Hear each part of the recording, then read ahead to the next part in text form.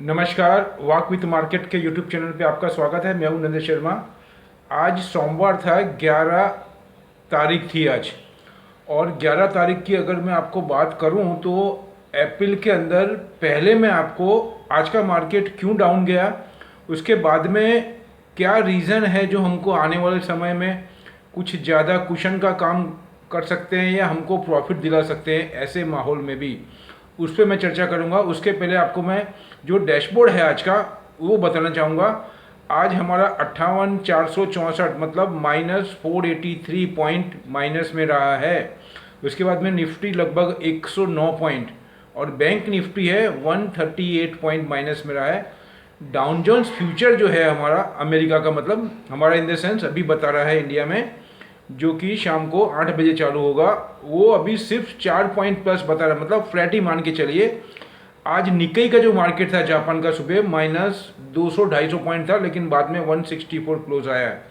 और अगर मैं क्रूड ऑयल की बात करूं तो $2 घट करके वो 100.50 आया, मतलब काफ़ी ज़्यादा नीचे आया है 108-10 डॉलर के सामने। वैसे अगर देखने जाएंगे तो ये इंडियन पॉइंट ऑफ व्यू से और हमारी इकोनॉमिक पॉइंट ऑफ व्यू से काफ़ी ज़्यादा है, $100 भी। लेकिन जैसे वॉर चल रहा है यूक्रेन और रशिया के बीच में, उसको देखते हुए उसमें थोड़ी नरमाई आ सकती है। इस माहौल के बेस पे उसमें थोड़ी नरमाई आई है। दूसरा, गैस के प्राइस है वो लगभग 1 से $1.25 बढ़े हैं, 6.35 यूएस डॉलर। ये बहुत ही ज़्यादा है कंपेयर टू यूरोप और यूएसए को देखते हुए। वहाँ पे $1 $1.25 ही था, उसके सामने अभी आप देखेंगे तो 2.5 से 3 गुना से भी ज़्यादा बढ़ चुका है ये। तो कहने का मतलब $2 के सामने अगर 6.35 है तो इसकी वजह से वहाँ पे इन्फ्लेशन की क्या हालत होगी वो आज समझ सकते हैं। और दूसरा, चाइना ने सप्लाई बंद कर रखा है, रशिया ने गैस सप्लाई बंद कर रखा है, उसकी वजह से भी इन्फ्लेशन का बहुत ज़्यादा इफेक्ट है और गैस की बहुत ज़्यादा शॉर्टेज चल रही है पूरे यूरोप में। तो ये भी पूरे विश्व में नेगेटिव इम्पैक्ट डाल रहा है। अब मैं आपको बोलना चाहूँगा कि हमारा जो मार्केट है अभी वो इसलिए गिरा है, हमारा ही नहीं पूरे विश्व का मार्केट, क्योंकि हमारी जैसे बैंक पॉलिसी गई है 2 दिन पहले, वैसे ही फेडरल जो यूएसए की बैंक है उसको हम बोलेंगे फेडरल गवर्नमेंट बोलते हैं, उसके अंदर जो उसके चीफ हैं मिस्टर जेरोमी पॉवेल, उन्होंने क्लियर कट इंडिकेशन दिया था कि अब वो दिसंबर तक बहुत तेज गति से इंटरेस्ट रेट बढ़ाएंगे और एसेट्स एलोकेशन, मतलब जो मार्केट में वो बॉन्ड खरीद के पैसा ऑफलोड कर रहे थे वो कम करेंगे, मतलब दोनों तरफ से वो लिक्विडिटी को कंट्रोल करेंगे, क्योंकि उनके ऊपर अभी इन्फ्लेशन का बहुत ज़्यादा प्रेशर है। वो मैंने आपको अभी बताया, गैस का और क्रूड ऑयल का। और वैसे खाने पीने की चीज़ें भी जो मैक्सिमम चाइना से और अदर कंट्री से जाती थी उसका भी शॉर्टफॉल है, उसकी वजह से भी वहाँ पे बहुत ज़्यादा दिक्कतें हैं। ये सबको देखते हुए इन्फ्लेशन बहुत ज़्यादा सीरियस हो गया है, उसकी वजह से पूरे विश्व में नेगेटिव इम्पैक्ट बना हुआ है और उसका बहुत बड़ा रोल चाइना का भी है। चाइना में फिलहाल अभी बहुत सारे इंटरनल मैटर चल रहे हैं, जैसे कोविड को लेकर के, रशिया को लेकर के, यूएसए को लेकर के, ताइवान को लेकर के, एक्सेट्रा एक्सेट्रा। और उनकी इकोनॉमी के अंदर सप्लाई प्रॉब्लम भी है, सप्लाई चेंज का। तो उसके तहत उनकी इकोनॉमी थोड़ी दबी हुई है, ज़्यादा नहीं है, थोड़ी प्रेशर में है और वो किसी भी सिचुएशन को हैंडल करने के लिए सक्षम है। ये ध्यान में रखना, ऑलवेज मैं आपको बताता हूँ। तो उसको नेगेटिव नहीं गिनना है, लेकिन उसका इम्पैक्ट जरूर आएगा। तो मेरा कहने का मतलब है, ये तो माहौल थे जो मार्केट आज पूरा हमारा भी गिरा हुआ था, हैंगसेंग का गिरा हुआ था, कल डाउन जोन्स गिरा हुआ था, आज सुबह निकी गिरा है और बहुत ज़्यादा प्रॉब्लम है हमारे यहाँ पे भी इन्फ्लेशन को लेकर के। और जो हमारी आरबीआई ने अभी जो इन्फ्लेशन 2023 की जो गाइडलाइन दी है वो भी नियर टू डेडलाइन ही है, मतलब 5.75 या 80 के करीब दी है। जो आरबीआई ने 6% का दिया हुआ है उसके बिल्कुल नियर टू क्लोज ही है, मतलब ये भी हमारे लिए बहुत चिंता का विषय है। लेकिन इसमें अब आरबीआई इंटरेस्ट रेट बढ़ाती है नहीं बढ़ाती है एक सवालिया निशान है और उसको बहुत ज़्यादा अहमियत देना। लेकिन मैं अपना विचार आपके सामने रखना चाहूँगा कि फिलहाल अभी आरबीआई किसी हालत में इंटरेस्ट रेट नहीं बढ़ाएगी, क्योंकि 2 साल से कोविड की वजह से और इकोनॉमी को अभी बहुत ज़्यादा पुशअप की ज़रूरत है, कुशन की ज़रूरत है। इसीलिए गवर्नमेंट बढ़ चढ़ करके अपनी स्कीम नई नई ला रही है और अपना जो साइकिल है इकोनॉमी का उसको कंटिन्यू रखना चाहती है और बढ़ाना चाहती है। ये सब सिग्नल को देखते हुए आरबीआई अभी कॉम्प्रोमाइज करेगी, मतलब ग्रोथ के साथ में, जबकि इंटरेस्ट रेट नहीं बढ़ाएगी, भले इन्फ्लेशन ज़्यादा है तो भी, ये ध्यान में रखिएगा। तो ये तो हो गया आपको एक जनरल परसेप्शन। अब आने वाले टाइम में मैं आपको इतना बताऊंगा, इंडिया इज द, जिसको बोलना चाहिए फुल प्रूफ और toppest destination in the world now, ऐसा एक माहौल उभर रहा है।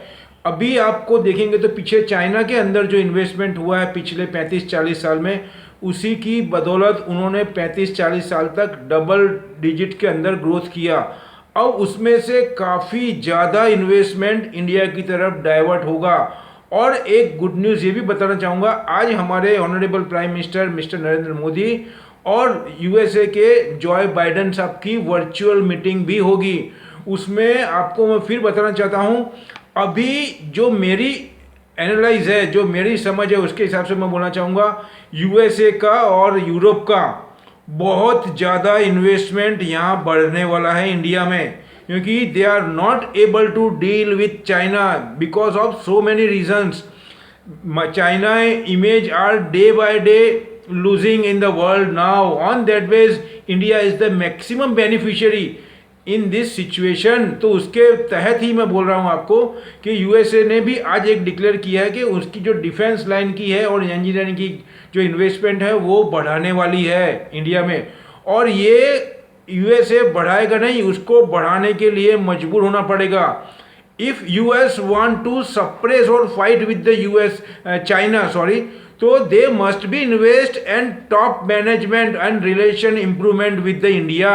अगर उनको चाइना को दबाना है, चाइना से फाइट करनी है, तो किसी भी हालत में उनको इंडिया से रिलेशन बढ़ाना पड़ेगा, अच्छा रखना पड़ेगा, इन्वेस्टमेंट भी इंप्रूव करना पड़ेगा और इसका बेनिफिट इंडियन इकोनॉमी को मिलेगा। ये बात ध्यान में रखना।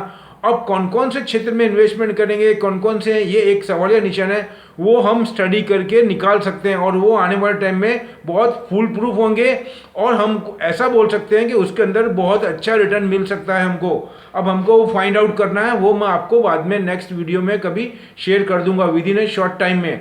तो अभी इतना ही रखता हूँ ये वीडियो में। आप ध्यान रखना, ये आपको सभी आने वाले मार्केट में आपको सपोर्ट करेंगे। दूसरा, हमारा मार्केट अभी भी डोल ड्रम ही रहेगा because situation are not favourable for not our Indian country, I am saying all over the world.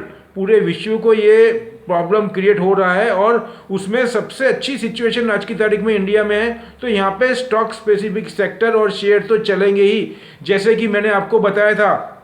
आप देख सकते हैं ट्यूब इन्वेस्टमेंट, लिंडे इंडिया, उसके बाद में थर्मैक्स, आप देखिए कौन कौन से मैंने जो दिए हैं वो सभी चले। टीसीआई, मैंने एक सेपरेट वीडियो बनाया है ट्रांसपोर्ट के ऊपर, कल 2 से 2.5 मिनट का है और सभी आइटम चली है ऐसे माहौल में भी जब 400, 450, 300 पॉइंट माइनस में आपका बाजार। और मैंने जो आपको कल दिए वो आप देख सकते हैं। टीसीआई 30-35 बढ़ा है, अल कार्गो लगभग 20 से 22 रुपये बढ़ा है, उसके बाद में वीआरएल लॉजिस्टिक 20-25 बढ़ा है, कॉन्कर, उसके बाद में कॉन्कर अपने आप देख सकते हैं, कंटेनर कॉर्पोरेशन ऑफ इंडिया वो भी बढ़ा हुआ है। उसके बाद में मैंने आपको अदानी पोर्ट दिया था, वो भी बहुत ज़्यादा बढ़ा हुआ है ऐसे माहौल के अंदर में। ये जब तक हम स्टडी नहीं करेंगे तब तक ये पॉसिबल नहीं है। तो इस वीडियो में इतना ही रखता हूँ मैं, मेरा डिस्क्लेमर रख रहा हूँ, ये मेरी अपनी स्टडी है, अपना एनालाइज है। आप अपना डिसीजन अपने एक्सपर्ट से लें और अपने दोस्तों तक मेरा वीडियो शेयर करें। और जो नया है उनको अनुरोध करूंगा, if you are satisfied with my thought and my analyse, तो मैं request you please before leave my channel you have to subscribe and also press bell icon. दूसरा मैं आपको बोलना चाहूँगा, इसके बाद में मैं 2 वीडियो और बना रहा हूँ जिसमें मैं आपको कल के लिए, मतलब मंगलवार 12 तारीख के लिए, 12 अप्रैल के लिए शेयर दूंगा। वो आपको बहुत ज़्यादा मुनाफा दिला सकते हैं। मिलेंगे अगले अंक में कुछ नई जानकारी के साथ में। जय हिंद।